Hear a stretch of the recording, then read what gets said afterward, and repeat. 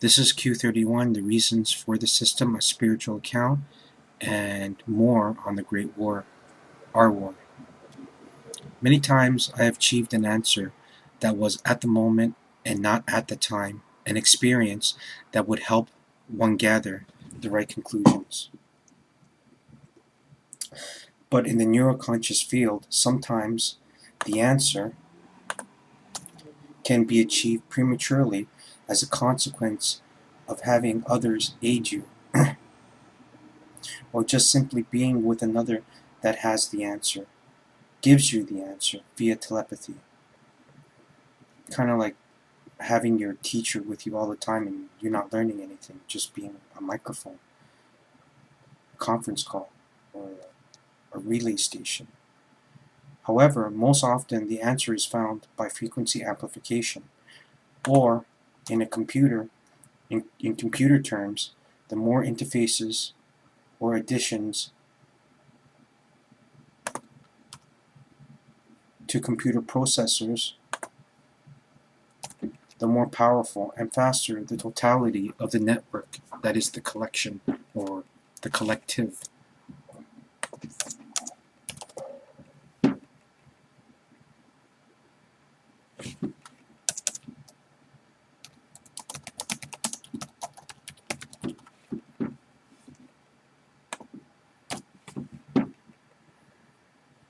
Think of your brain waves and its focus on calculating an answer. Your brain uses all memories and associations related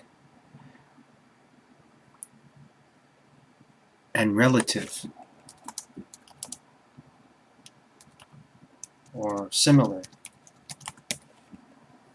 and also those of minor consequence in remote relativity to find the answer.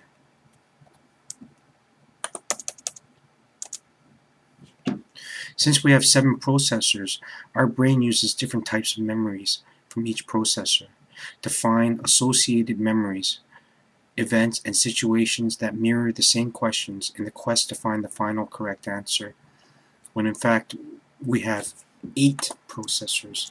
The 8th processor is a spiritual processor. As you can see, it's just something that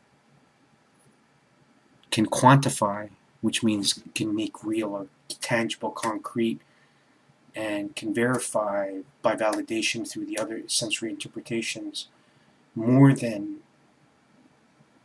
it can make logic to what you're feeling at the sensing level. And it provides visual cues from your pineal gland, which is your third eye. And now you see why we feel what we feel, yet we see what we see, but our processors can't allow us to see what we're seeing. So we're going crazy.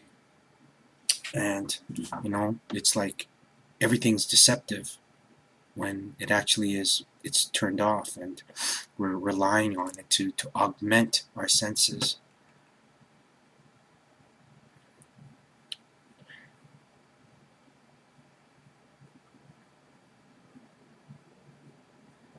So, to find associated memories, events, and situations that mirrors the same question in a quest to find the final correct answer. As you can see, your brain is much more sophisticated than it may seem, and in the past we were far more superior as a race in spirituality because it was taught.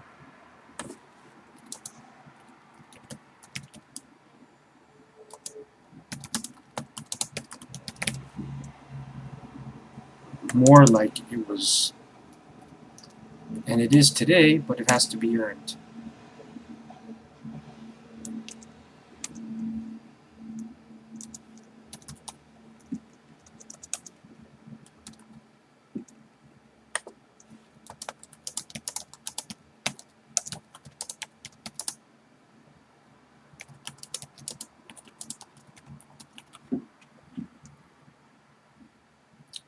And self-taught.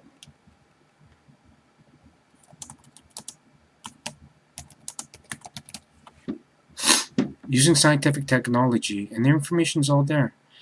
Using scientific technology along with our minds to levitate 200,000-pound rocks.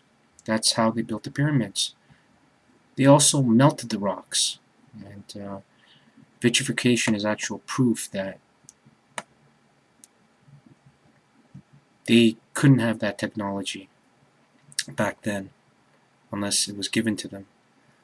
And communication with alien races and trading resources with them, we were able to heal our minds with and make and produce sound with our minds and open portals to other dimensions. Everything was gravy until the Great War taught us how fragile we were.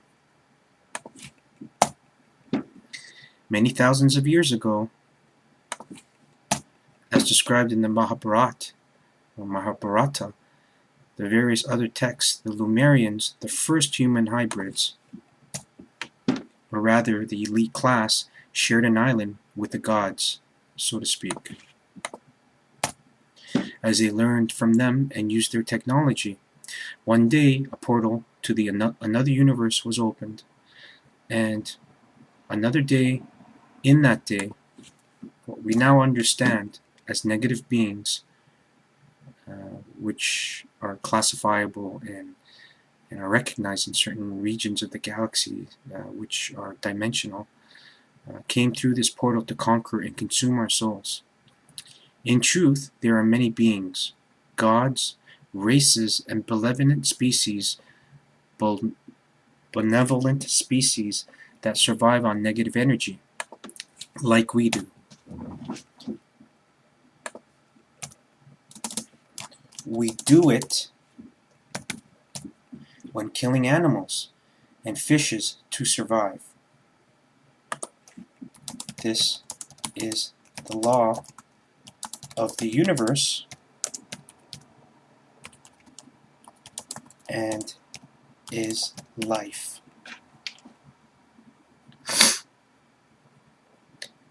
It is natural and a part of life and is accepted in the universe. So to do it in humane ways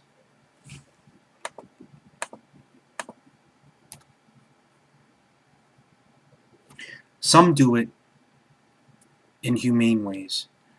Others do it as a form of conquest and with force because they can.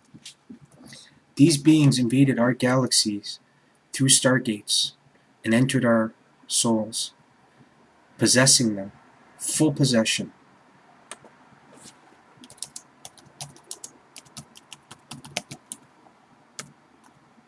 Full possession is basically taking over your body and your mind, your brain, and canceling out the mind. So they actually expel your spirit. They kill it by eating it. So they have access to your short-term memory, but they don't have access to your long-term memory. So that is one of the ways we can identify them. And I mean, they just act weird. You can tell. And they're fidgety, and they're not really fidgety, but it depends. If they're weak, they're fidgety, but you can just tell. You can just sense it, kind of. But the really, really strong ones, which in the beginning they decided to cull their forces and attack us by just keeping strong, by having many, not like Legion, but something like what Legion did, by having a community of neural possessed beings. Like maybe instead of having 100 of them here, they would have 20, and that way they would, because you can't just go around killing people and consuming their souls without getting caught. So eventually, in time, they're going to find that out. They're going to find, oh, this person's acting weird, and do you talk about something and then you like, they don't know what you're talking about. Then that's the dead giveaways. So they did that in the beginning, and then they just wow, man, they just obliterated the Lemurians. They were far more ancient, and they were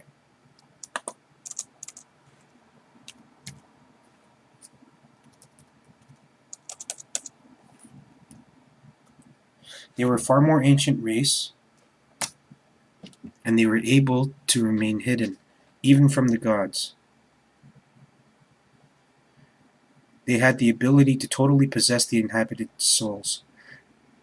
We have that ability too in the spiritual world, but it's only partial. With the exception of consuming our souls. We can't consume souls.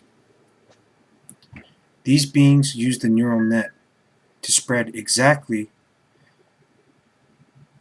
like a virus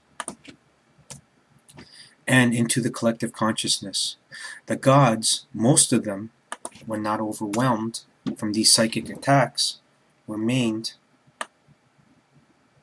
resistant to total possession and death. So for some time, the gods, what they did, they took into their souls, they allowed possession to, I don't know what the right word is, to overwhelm and combat from within. So, I mean, it's easy. I mean, things like disease, not disease, like let's say you have antiviruses.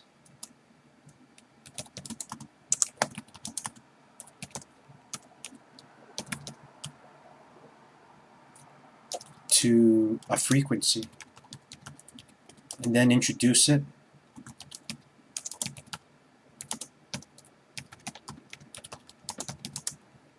and this kind of like jars them.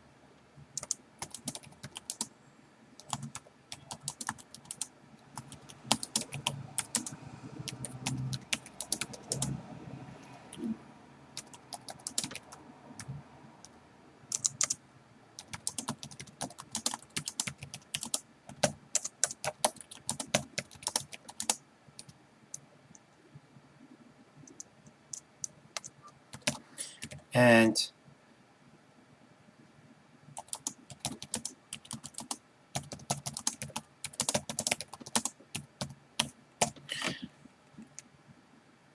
so you inject an antivirus within your own soul, or within your own body, and then, well, it depends too. Where the ancients also have this technology where they can nullify people, but it kind of like, it's really bad. It causes brain damage, and but I mean, what can you do, right? Or you can just kill the person. That happened too, like it did in Mongolia. So, I mean, when you don't have a choice, you don't have a choice, right? The Atlanteans were a little different. They wanted to fight it instead of killing everybody. So you introduce the antivirus frequency, and then this jars and disorientates them enough to expel their souls and eject it from the host. And then once out of the body, you can kill them or they die. But what some did is we tried to locate them from once they were out of their body. But I mean, it's dicey. It's a gamble sometimes. It's like in the movie Aliens, and you know, you want to contain it so that you can examine it.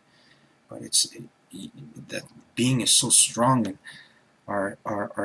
it's really hard. Like it was a very terrible battle, and we got slaughtered. So I mean, it got to a point where we had to nuke our own cities. We were high level of technology and spirituality. We had no choice. So